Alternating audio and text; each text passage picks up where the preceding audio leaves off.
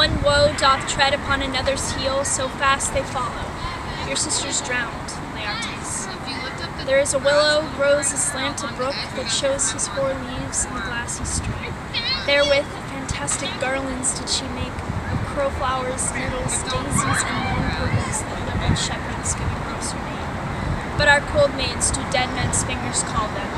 There on the pendant boughs are crowing maids, clambering to hang an envious slipper broke, and down the weedy trophies and herself fell into the weeping brook. Her clothes spread wide and mermaid-like, a while they bore her up, which time chanted snatches of old tunes, as one incapable of her own distress, or like a creature, native and endued unto that element. But long it could not be, till that her garments heavy with their drink pulled the poor wretch from her melodious lay to bloody death. Oh, then I see Queen Mab hath been with you. She is the fairy's midwife, and she comes in shape no bigger than an agate stone on the forefinger of an alderman, drawn with a team of little atomy at the workmen's noses as they lie asleep. Her wagon spokes made of long spinner's legs, the cover of the wings of grasshoppers, her traces of the moonshine's watery beams, the collars of the smallest spider web. Her wagoner is a small gray-coated gnat, not half so big as a round little worm pricked from the lazy finger of a maid. Her chariot is an empty hazelnut, made by the joiner squirrel or old grub, time out of mind, the fairy's coachmakers. And in this state she gallops night by night, through lovers' brains, and then they dream of love. Or courtiers' knees that dream on curtsies straight, or ladies' lips who straight on kisses dream, which oft the angry mad with blisters plagues, because their breaths with sweetmeats tainted are.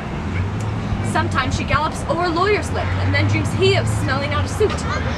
Sometime comes she with a tithe pig's tail, tickling a parson's nose as he lies asleep, then dreams he of another benefice. Sometimes she driveth o'er a soldier's neck, and then dreams he of cutting foreign throats, of breeches and buscados, Spanish blades, of hell's 5 fathom deep. And then anon, drums in his ear, at which he starts and wakes, and being thus frightened, swears a prayer or two and sleeps again. This is that very Mab that plaits the manes of horses in the night, and bakes the elf locks in foul sluttish hairs, which once entangled much misfortune bodes. This is the hag when maids lie on their backs, that presses them and learns them first to bear, making them women of good carriage. This is she!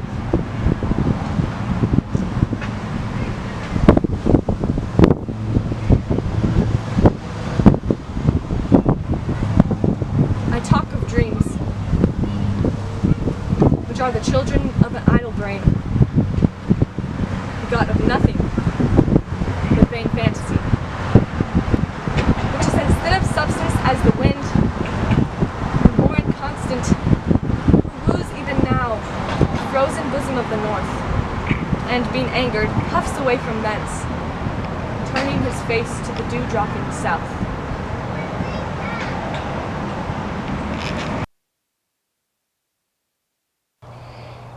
More strange than true. I never may believe these antique fables, nor these fairy toys. Lovers and madmen have such seething brains, such shaping fantasies that apprehend more than cool reason ever comprehends. The lunatic, the lover, and the poet are of imagination all compact.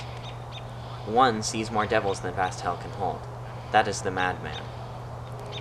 The lover, all is frantic, sees Helen's beauty in a brow of Egypt. The poet's eye, in a fine frenzy rolling, doth glance from heaven to earth, from earth to heaven, and as imagination bodies forth the forms of things unknown, the poet's pen turns them to shapes, and gives to airy nothing a local habitation and a name. Such imagination hath strong tricks, that if it would but apprehend some joy, it comprehends some bringer of that joy. Or, in the night, imagining some fear, how easy is a bush supposed to bear?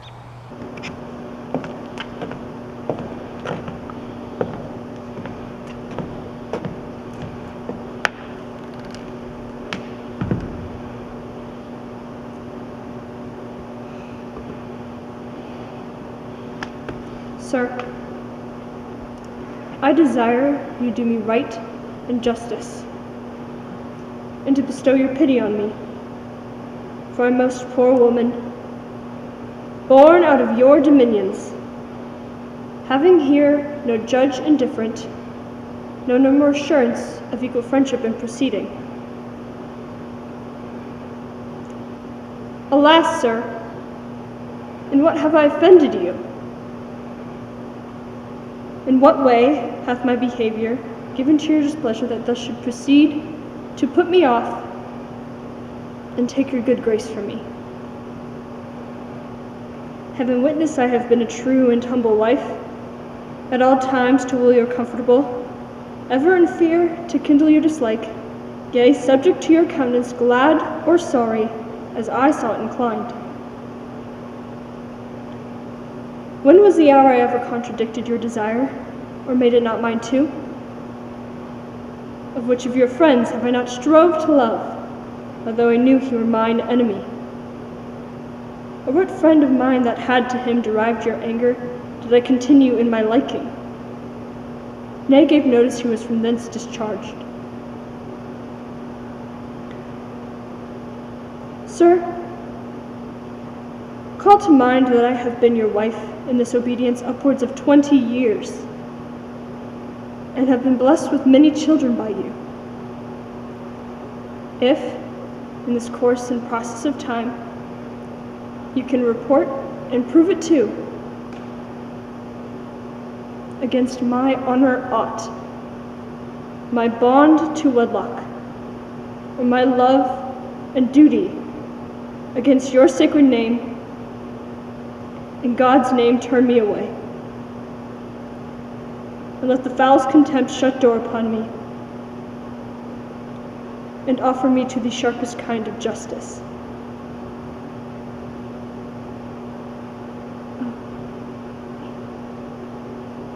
Please you, sir.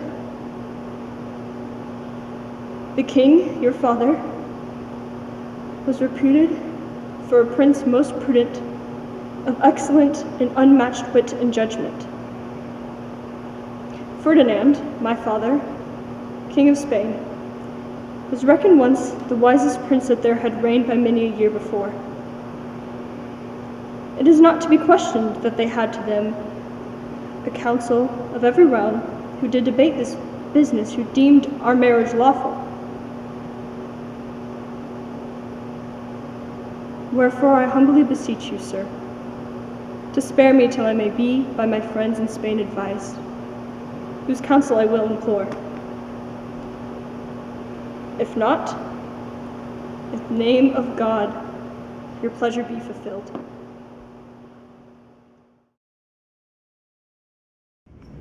True. Therefore doth heaven divide the state of man in diverse functions, setting endeavor in continual motion, to which is fixed as an aim or but, obedience. For so work the honeybees, creatures that by a rule in nature teach the act of order to a peopled kingdom. They have a king, and officers of sorts, where some, like magistrates, correct at home, others, like merchants, venture trade abroad. Others, like soldiers, armed in their stings, make boot upon the summer velvet buds, which pillage they with merry march bring home to the tent royal of their emperor, who, busied in his majesty, surveys the singing masons building roofs of gold, the civil citizens lading up the honey, the poor mechanic porters crowding in their heavy burdens at his narrow gate, the sad-eyed justice with his surly hum, delivering over to executors pale the lazy yawning drone. I this infer, that many things having full reference to one consent may work contrariously. As many arrows, loose several ways, fly to one mark. As many ways meet in one town. As many fresh streams meet in one salt sea. As many lines close in the dial's center. So may 1,000 actions once afoot end in one purpose, and be all well born without defect.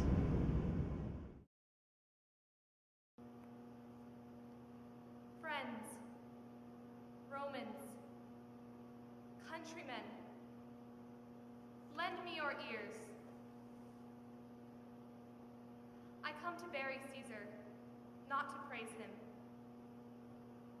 The evil men do lives after them. The good is often tarred with their bones. So let it be with Caesar.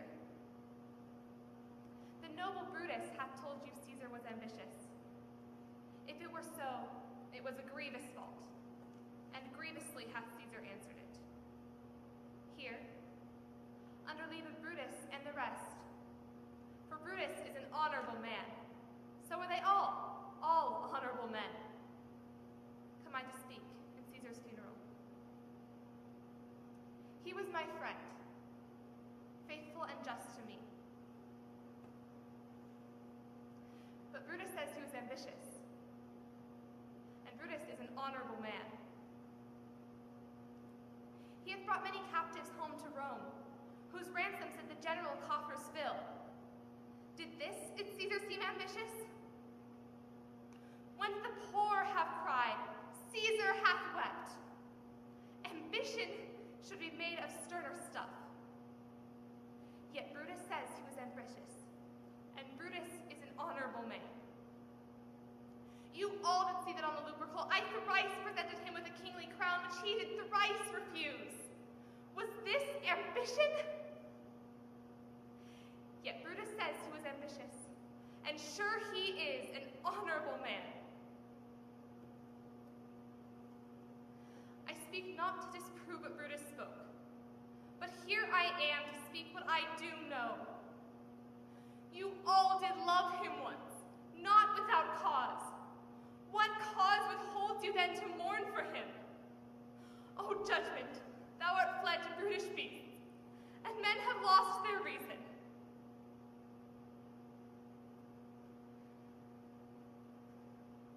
Bear with me. My heart is in the coffin there with Caesar, and I must pause till it come back to me.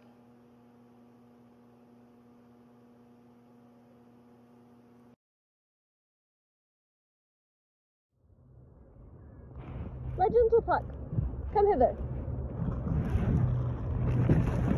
Thou remember, since once I sat upon a promontory and heard a mermaid on a dolphin's back, uttering such a dulcet, harmonious breath, that the rude sea grew civil at her song, and certain stars shot madly from their spheres to hear the sea maid's music. That very time I saw, but thou could not, flying between the cold moon and the earth Cupid all armed, a certain aim he took at a fair vessel throned by the west, and he loosed his love shaft smartly from his bow, as it should pierce 100,000 hearts. But I might see young Cupid's fiery shaft, quenched in the chaste beams of the wandering moon, and the imperial votress passed it on in maiden mediation, fancy-free. Yet marked I where the bolt of young Cupid fell. It fell upon a little western flower, before milk white, now purple with love's wound, and maidens call it love in idleness. Fetch me this flower, the herb I showed thee once.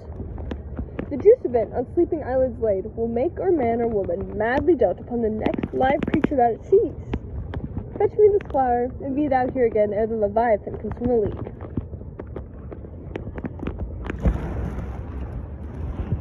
Having once this juice, I'll watch Titania when she is asleep, and I'll drop the liquor of it in her eyes. The next thing she then waking looks upon, be it on lion, bear, or wolf, on meddling monkey or on busy ape, she shall pursue it with the soul of love. And ere I take this charm from off her sight, as I can with another herb, I'll make her render up her page to me.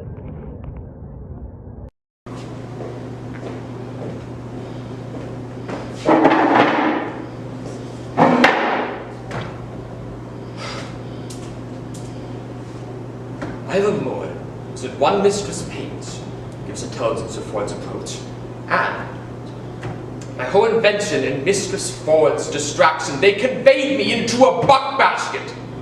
By the Lord, a buck-basket!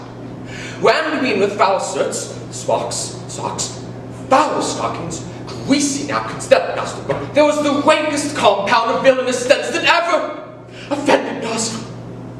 What I have done to bring this woman to evil for your good, being thus crammed in the basket, couplers Ford's knaves, his hinds, and called forth by their mistress to carry me in the name of foul clothes to Daft Lane. They took me upon their shoulders, met the jealous knave their master at the door. I quaked for fear lest the jealous knave should have shortsed it, but fate ordaining he should be a cockled held his hand. Well, often he forsooks in a wayward time for sequel, Master Brook, I suffer the pangs of 3 several deaths. First, childbirth, to be detected by a jealous, rotten bellwether. Next, to be compassed like a good bilbo in the circumference of the peck, hilt to point, heel to head. And then to be stopped in like a strong distillation, with stinking clothes that fretted in their own grease. Think of that, a man of my kidney! Think of that I am the subject to heat as butter. A man of continual disillusionment and thaw. Was a meal could escape suffocation? In the height of this bath, when I'm more than half stewed in grease like a Dutch dish, to be thrown into the Thames and cooled in that surge glowing hot like a horseshoe. Think of that, hissing hot. Think of that, Master Brook.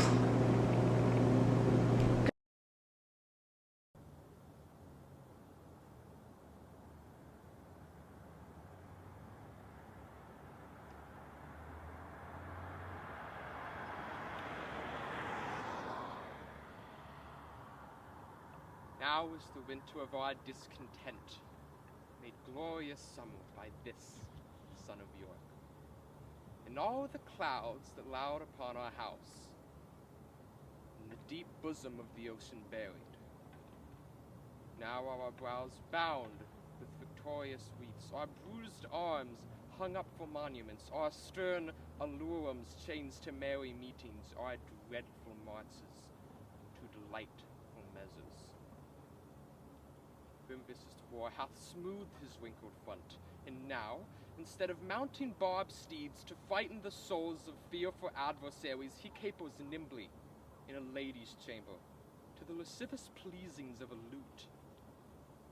But I, who am not shaped for sportive tricks, nor made to court in a morris-looking glass, I, who am rudely stamped, and want love's majesty to strut before a wanton ambling nymph. I, who am curtailed of this fair proportion, cheated of feature by dissembling nature deformed, unfinished, sent before my time into this breathing world scarce half made up, and so lamely and unfortunate, the dogs bark at me as I halt by them.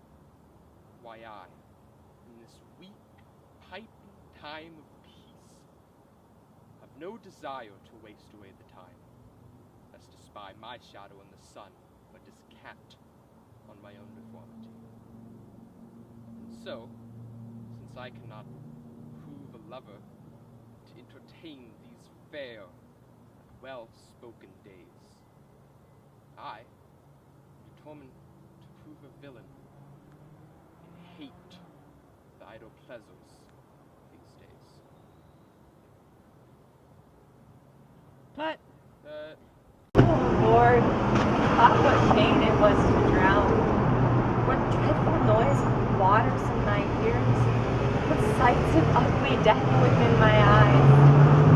Methought I saw 1,000 fearful wrecks, 10,000 men that fishes gnawed upon.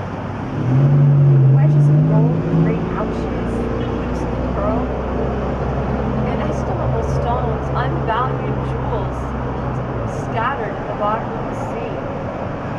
Some lay in dead men's skulls, and in those holes where eyes did once inhabit were crept, as 'twere in scorn of eyes, reflected gems, which moved the slimy bottom of the deep and mocked the dead bones that lay scattered by.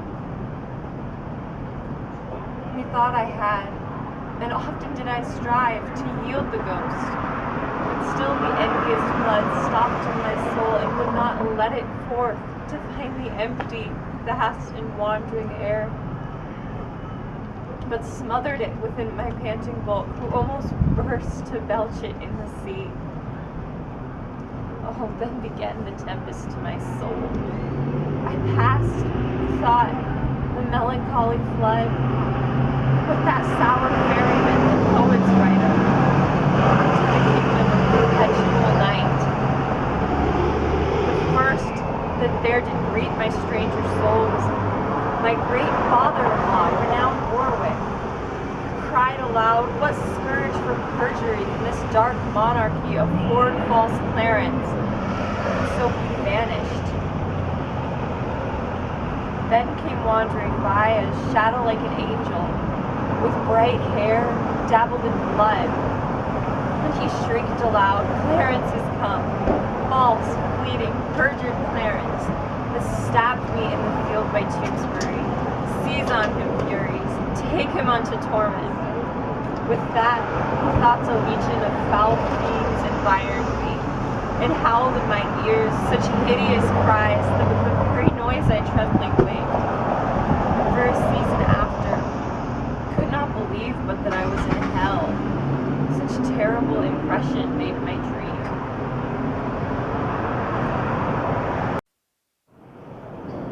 To be or not to be? That is the question. Whether 'tis nobler in mind to suffer the slings and arrows of outrageous fortune, or to take arms against a sea of troubles, and by opposing, and to die, to sleep no more, and by that sleep to say we end the heartache and the thousand natural shocks that flesh is heir to. 'Tis a consummation devoutly to be wished. To die, to sleep. To sleep, perchance to dream. Aye, there's the road. For in that sleep of death, what dreams may come, when we have shuffled off this mortal coil, must give us pause. There's the respect who makes calamity of so long life. For who would bear the whips and scorns of time, the oppressor's wrong, the proud man's contumely, the pangs of despised love, the law's delay, the insolence of office, and the spurns that patient merit of the unworthy takes, when he himself might as quiet as make with a bare bodkin. For who would these fardels bear to grunt and sweat under a weary life, but that the dread of something after death, the undiscovered country from whose bourne no traveler returns, puzzles the will, and makes us rather bear those ills we have and fly to others we know not of.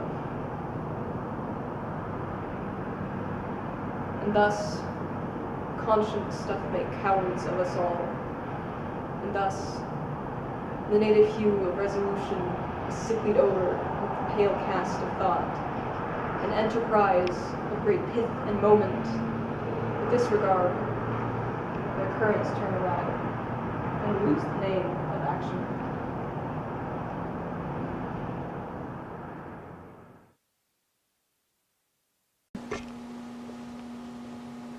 What? Jealous, Oberon? Then I must be thy lady. But I know when thou hast stolen away from fairyland, and in the shape of corn sat all day, playing on pipes of corn and versing love to amorous Phillida. Why art thou here, come from the farthest steppe of India, but that forsooth the bouncing Amazon, your buskin mistress and your warrior love, to Theseus must be wedded, and you come to give their bed joy and prosperity? These are the forgeries of jealousy. Never since the middle summer's spring met we on hill and dale, forest or mead, by paved fountain or by rushy brook, or in the beechen margin of the sea to dance our ringlets in the whistling wind. But with thy brawls thou hast disturbed our sport. Therefore the winds, piping to us in vain, as in revenge have sucked up from the sea contagious fogs, which, falling in the land, hath every pelting river made so proud that they have overborne their continents. The ox hath therefore stretched his yoke in vain, the ploughman lost his sweat, and the green corn hath rotted ere his youth attained a beard. The fold stands empty in the drowned field, and crows are fatted with the murrain flock. The 9 men's morris is filled up with mud, and the quaint mazes in the wanton green for lack of tread are undistinguishable. The human mortals want their winter cheer. No night is now with hymn or carol blessed. Therefore the moon, the governess of floods, pale in her anger, washes all the air that rheumatic diseases do abound. Through this distemperature we see the seasons alter. Hoary-headed frosts fall in the fresh lap of the crimson rose, and on old Hyam's thin and icy crown, an odorous chaplet of sweet summer buds is, as in mockery, set. The spring, the summer, chilling autumn, angry winter, change their wonted liveries, and the mazed world by their increase now knows not which is which. This same progeny of evils comes from our debate, from our dissension. We are their parents and original.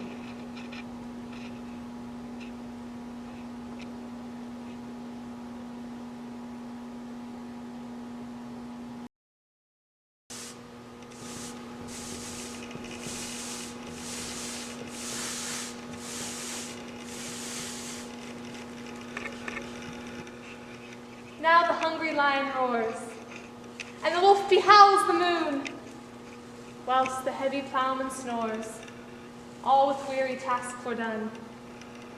Now the wasted brands do glow, while the screech owl, screeching loud, puts the wretch that lies in woe in remembrance of a shroud. Now it is the time of night that the graves, all gaping wide, every one lets forth his sprite in the churchway paths to glide. And we fairies that do run by the triple Hecate's teen from the presence of the sun, following darkness like a dream. Now our frolic. Not a mouse shall disturb this hallowed house. I am sent with broom before to sweep the dust behind the door.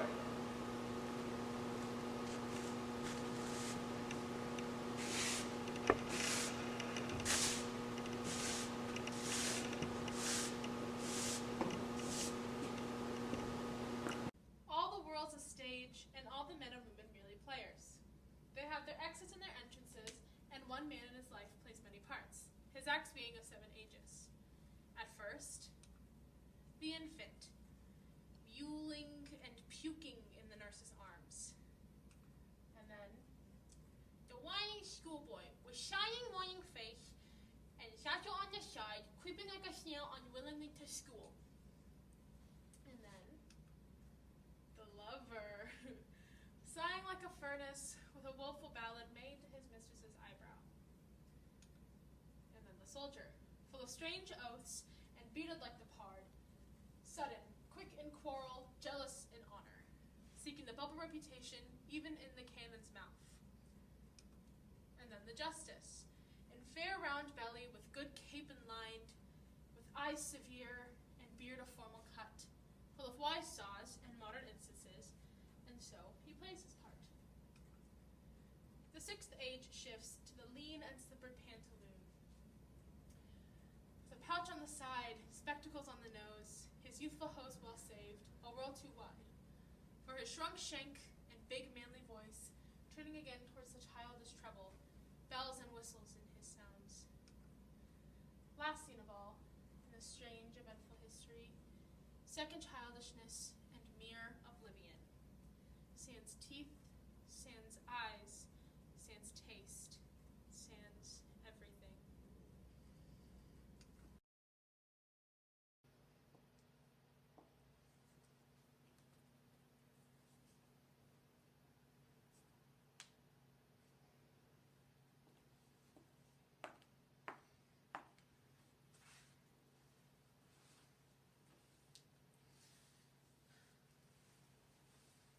Lord, is't I that chase thee from thy country, and expose those tender limbs of thine to the event of the none-sparing war? And is it I that drive thee from thy sportive court, where thou wast shot at with fair eyes to the mark of smoky muskets? Oh, you leaden messengers that fly with the violent speed of fire, fly with false aim, cleave the steel-piercing air, the sings with piercing, do not touch my lord. Whoever shoots at him, I am the one who put him there. Whoever charges on his forward breast, I am the caitiff that hold him to it, and while I kill him not, I am the reason his death were so affected.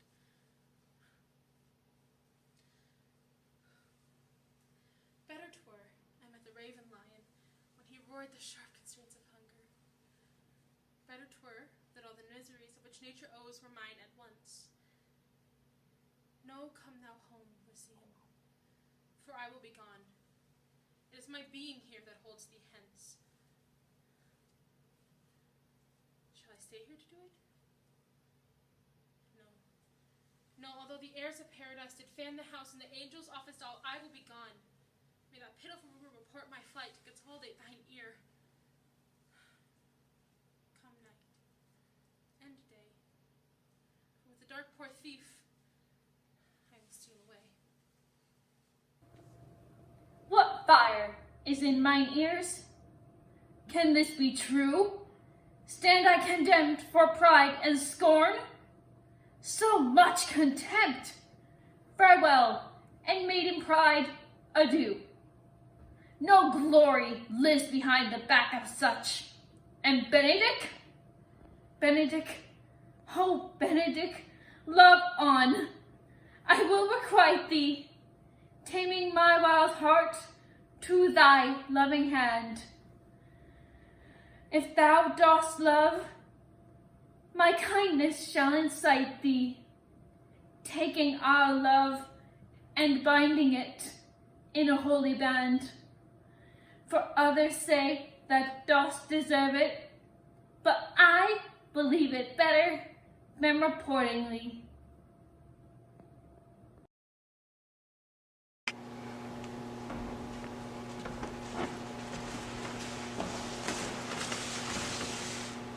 Set your heart at rest. The fairyland buys not the child of me. His mother was a votress of my order, and in the spiced Indian air by night full often hath she gossiped by my side, and sat with me on Neptune's great yellow sands, marking the embarked traders of the flood, when we have laughed to see the sails conceive and grow big-bellied with the wanton wind. Would she, with pretty and swimming gait following, her womb then rich with my young squire, would imitate and sail upon the land again, and return as from a voyage rich with merchandise.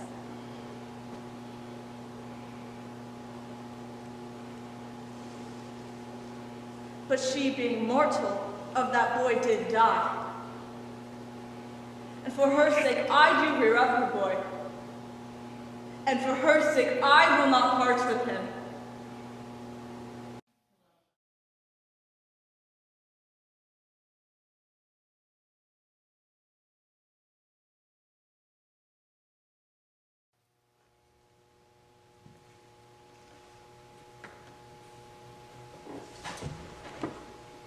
I do much wonder that one man, seeing how much another man is a fool when he dedicates his behaviors to love, will, after he hath laughed at such shallow follies in others, become the argument of his own scorn by falling in love.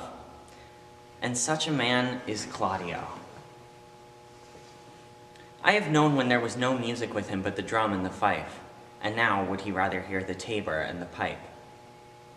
I have known when he would have walked 10 miles afoot to see a good armor, and now will he lie 10 nights awake, carving the fashion of a new doublet.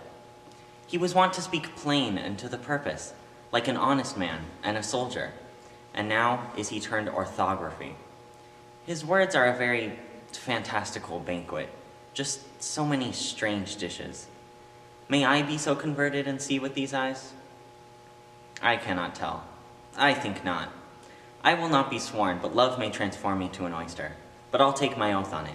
Till he have made an oyster of me, he shall never make me such a fool. One woman is fair, yet I am well. Another is wise, yet I am well. Another is virtuous, yet I am well. But till all graces be in one woman shall not come in my grace. Rich she shall be, that's certain. Wise, or all none. Virtuous, or I'll never cheapen her. Fair, or I'll never look on her. Mild, or come not near me. Noble, or not I for an angel. Of good discourse, an excellent musician, and her hair shall be of what color it please God. What's he that wishes so? My cousin Warwick. No, my fair cousin. If we are marked to die, we are enough to do our country loss, and if to live, the fewer men, the greater share of honor. God's will, I pray thee, wish not one man more. By Jove, I'm not covetous for gold, nor care I who doth feed upon my coast. It earns me not if men my garments wear, such outward things dwell not in my desires. But if it be a sin to covet honor, then I am the most offending soul alive. No faith, good cuz, wish not a man from England. God's peace, I will not wish so great an honor as one man more mere thinks that would share with me for the best hope I have. Oh, do not wish one man more. Rather proclaim it presently through my host that he who hath no stomach to fight, let him depart. His passport shall be made and his crowns for convoy put into his purse. We will not have that man die in our company who fears his fellowship to die with us. This day is called the Feast of St. Crispian. He that outlives this day and comes safe home will stand a tiptoe when the day is named and rouse him at St. Crispian. He that shall see this day and live to old age will yearly on vigil feast his neighbors and say, tomorrow is St. Crispian. Then will he strip his sleeves and show his scars and say, these wounds I had on Crispin's day. Old men forget, yet all shall be forgot. But he'll remember with advantages what feats he did that day.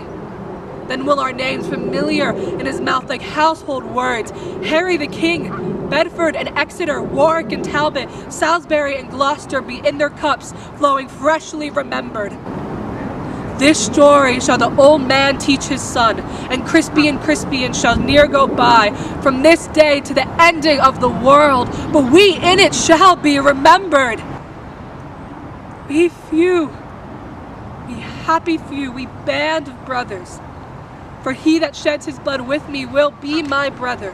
Be near so vile, and this shall gentle his condition. And gentlemen in England now abed will find themselves accursed that they were not here, and hold their manhoods cheap while any speaks that fought with us St. Crispin's day. Thou speakest right. I am that merry wanderer of the night. I jest to Oberon and make him smile when I a fat and bean-fed horse beguile. Neighing in likeness of a filly foal, sometime lurk I in a gossip's bowl, in the very likeness of a roasted crab. And when she drinks, against her lips I bob, and on the withered dewlap pour the ale, the wisest on't telling the saddest tale. For sometime 3-foot stool mistaketh me, and I slip I from her bum and down topples she. And Taylor cries and falls into a cough, and then the whole choir hold their hips and laugh, and waxen in their mirth and sneeze and swear, a merrier hour was never wasted there. I have of late, though wherefore I know not, lost all my mirth, forgone all custom of exercise, and indeed it goes so heavily upon my disposition, this goodly frame, the earth, seems to me a sterile promontory.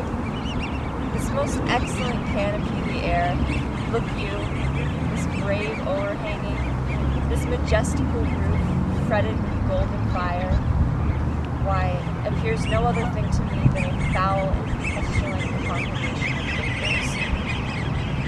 What a piece of work is a man! How noble in reason, how infinite in faculty, in form and moving, how express and admirable, in action how like an angel, in apprehension how like a god, the beauty of the world, the paragon of animals. And yet, to me, what is this quintessence of dust? Man delights not me. No, nor woman neither, though by your smiling you seem to say so. When a man shall play the cur, look you, it goes hard.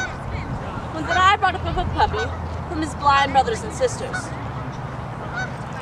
I would have, as one would say precisely, taken upon myself to teach the dog, as one would. I was sent to deliver him as a present from my master to Mistress Sylvia, and I came no sooner into the dining chamber when he steps me to her trencher and steals her captain's leg. Oh, 'tis a foul thing when a cur cannot keep himself in all companies. If I had no more wit than he, I think sure as I live he'd been hanged for it. I mean, he has suffered for it. You shall judge. He thrust me himself into the companies of 3 or 4 other gentlemen-like dogs under the Duke's table, and I had not been there, bless the mark, a pissing while, before all the chambers could spell him. Out with the dog, says one. What cur is that, says another. Whip him out, says the third. Hang him up, says the Duke. I, being quite acquainted with this smell, knew it was crab, and goes me to the fellow who whips the dog.